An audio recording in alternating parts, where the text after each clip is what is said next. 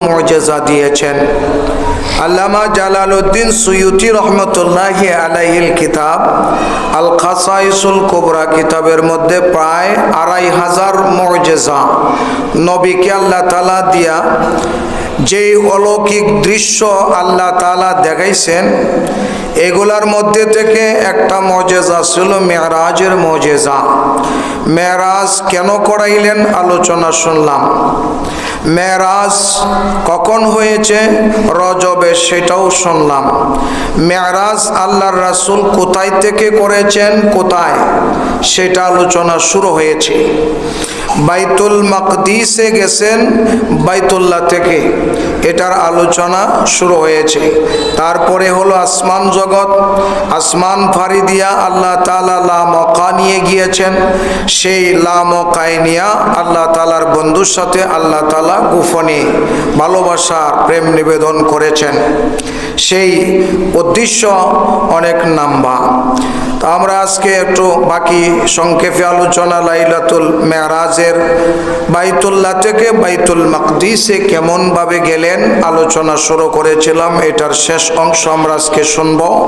আল্লাহ তাআলা বলেন, আমি আমার বন্ধুকে সফর করাইছি রজবুল মুরাজ্জব মাসের ২৭ তারিখে রাত্রের কিছু অংশে মসজিদে হারাম বাইতুল্লাহ শরীফ থেকে, হারাম মানে এমনি যে আমরা মদ জুয়া মৃত এগুলা হারাম, এই হারাম না, এই হারাম অর্থ নিষেধ।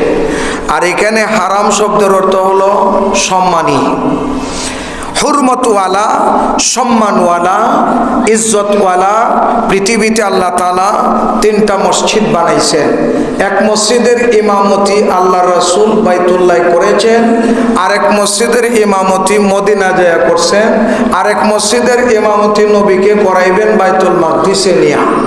সেখানে মুসল্লি তো নবী এখনো দাওয়াত নিয়ে যান নাই, তাহলে বাইতুল মাকদিসের মুসল্লি আসবে কোথা থেকে?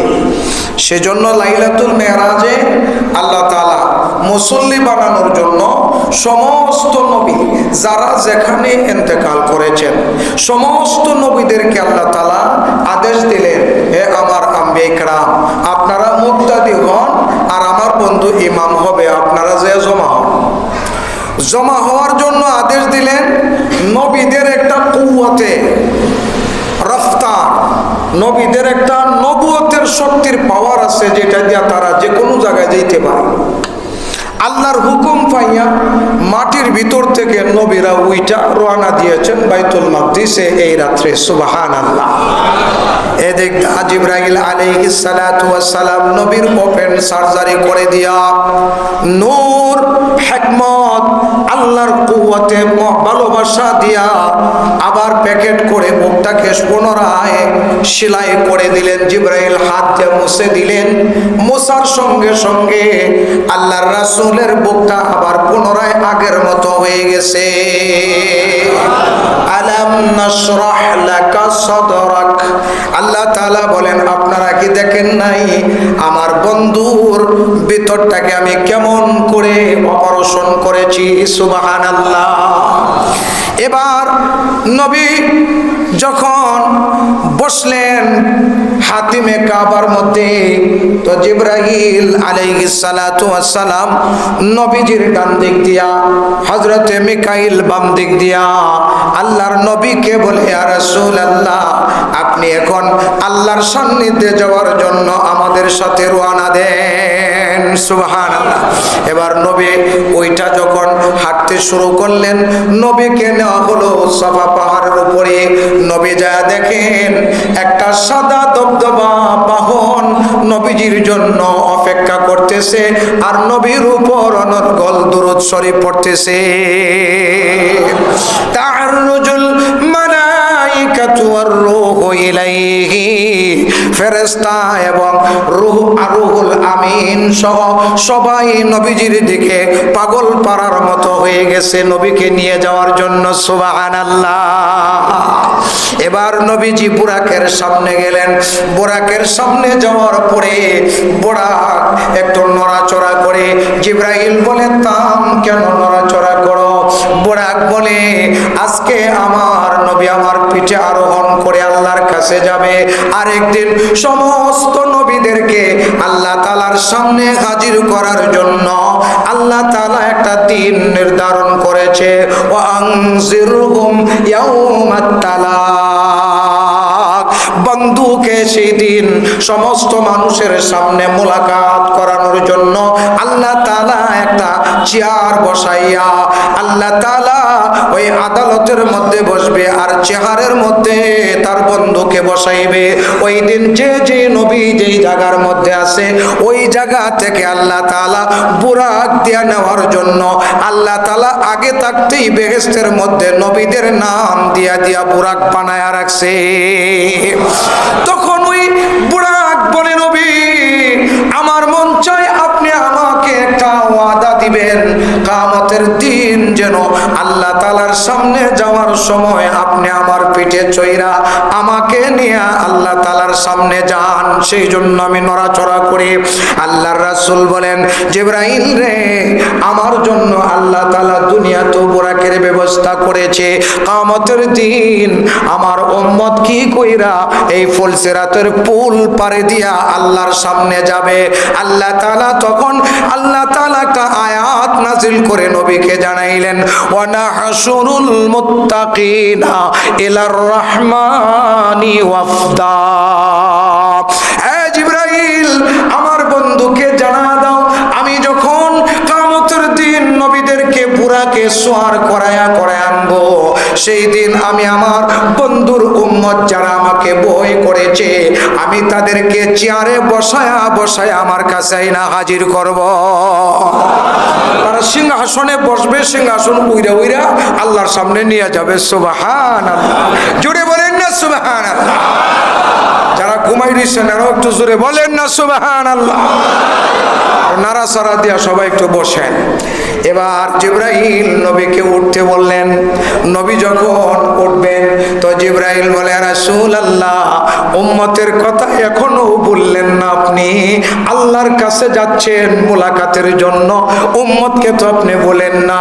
আল্লাহ রাসূল বলেন জিবরাইল আমাকে আল্লাহ তাআলা পাঠাইছে উম্মতের জন্য, আমি যে উম্মতের দরদি নবী উম্মতের কথা কেমনে করে বলি, আমার ভয় লাগে রে জিবরাইল। ফুলসিরাতের ফুলের মুখ থাকবে অন্ধকার আর অন্ধকার, জুলুমাতুন ফাওকা জুলুমাত, অন্ধকারের চাইতেও অন্ধকার একটা জায়গা, সেটা হলো ফুলসিরাতের ফুলের মুখ। সেখানে গিয়ে আমার উম্মত বারিকের চাইতেও বারিক, পাতলার চাইতেও পাতলা, চিকনের চাইতেও চিকন একটা ফুল আল্লাহ বানায় রাখছে। ওই ব্রিজ কেমনে করে পাড়ি দিবে?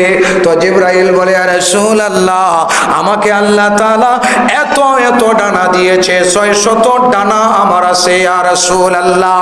যেই দিন আল্লাহ তাআলা ফুলসিরাতের পুল পাড়ি দেওয়ার জন্য উম্মতকে নিয়ে ফুলসিরাতের পুলের মুখে দাঁড় করাইয়া দিবে, সেই দিন নবী আমি আপনার উম্মতকে পার করানোর জন্য আমার শাহী ডানা বিছায়া দেব, আমার ডানার মধ্যে উঠাইয়া উম্মতকে পার করে দিব। হযরতে জিবরাইলের এই কথা শুনে নবী খুশি হয়ে গেলেন। এবার নবী যখন বুরাকের উপরে উইঠা বসলেন, এবার জিবরাইল আইসা লাগাম ধরলেন, ডান সাইডে জিবরাইল বুরাকের লাগাম ধরলেন, আর এদিক দিয়ে গদির মধ্যে বাম সাইডে গোড়ার উপরে গদি বসা, গোড়ার গদির উপরে এই বুরাকের গদির মধ্যে মিকাইল বাম সাইডে ধরছেন, দইরা লাগাম আস্তে করে টান দিয়েছেন। অমনি বুরাক উইরা শুরু করেছে, প্রথম কদম দিয়েছে, সাথে সাথেই দ্বিতীয় কদম দিয়া নবীকে নামায়া দিয়েছে। আল্লাহর রাসূল বলেন জিবরাইল এটা কোন জায়গায় নিয়ে এসেছো? জিবরাইল বলে ইয়া রাসূলুল্লাহ আল্লাহ তাআলা আপনাকে 3 মসজিদের ইমাম বানাইবে। পৃথিবীর শ্রেষ্ঠ মসজিদ 3টা, একটা মসজিদ বাইতুল্লাহ, আর একটা মসজিদে নববী, আর একটা মসজিদ বাইতুল মাকদিস। ইয়া রাসূলুল্লাহ আপনি এখন যেই জায়গার মধ্যে এসেছেন এই জায়গার নাম ইয়াসরাব, বেমারি এলাকা, এখানে থাকলে মানুষের বেমার হয়। এটা ময়লাযুক্ত এলাকা, যত ইহুদিরা আছে ইহুদিদের আবাদী এলাকা।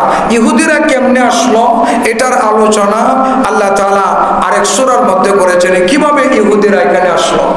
ইহুদি আলেমদের মাধ্যমে মদিনা তখন আবাদ হয়েছে। মদিনার মধ্যে আর খেজুর গাছ আর খেজুর গাছ। ওই সময় ইহুদি পণ্ডিতরা ওখানে থেকে থেকে নবীর অপেক্ষায় ছিল, কখন নবী আসবে। নবীর 500 বছর আগে ইহুদিরা ঈসা জায়গা নিছে, নবীকে তারা স্বাগতম জানায় নবীর কাছে ঈমান আনার জন্য। সুবহানাল্লাহ। নবী যখন পাড়া দিলেন, এবার জিবরাইল বলে, ইয়া রাসূলুল্লাহ, এই জায়গার মধ্যে আপনার বাসস্থান হবে, আপনার মসজিদ হবে। এই জায়গার মধ্যে আপনি একটু কদম রাইখা এই জায়গাটাকে আপনি ধন্য বানায়া দেন। ইয়াসরাব নামে তুমি ছিলে অলক্ষণের দেশ, বড়ই মারাত্মক যে ছিল তোমার পরিবেশ। নবীর চুয়া লেগে তুমি শাহে মদিনা, নবীর চুয়া লেগে তুমি শাহে মদিনা। সব ভুলিব কিন্তু তোমায় ভুলতে পারি না। সোনার মদিনা, প্রাণের মদিনা, সব ভুলিব কিন্তু তোমায় বলতে পারি না। সুবহানাল্লাহ। ইয়াসরাব বেমারি এলাকা, ময়লাযুক্ত এলাকা, যেই জায়গার মধ্যে মানুষ বসবাস করতে পারে না, অনুপযোগী জায়গার মধ্যে যখন নবীজির কদম রেখেছেন, আল্লাহর রাসূলের কদম রাখার পরে আল্লাহ তাআলা ঘোষণা দিলেন, বন্ধু আপনার কদমে এই ইয়াসরাব আর ইয়াসরাব নাই, আমি আল্লাহ তাআলা এটাকে সোনার মদিনা বানায়া দিলাম। এই ইয়াসরাব এখন থেকে আর ইয়াসরাব না, এটা এখন সোনার মদিনা। আমরা কোথায় যাই? সোনার মদিনা, যেখানে নবীজির কদম লেগেছে।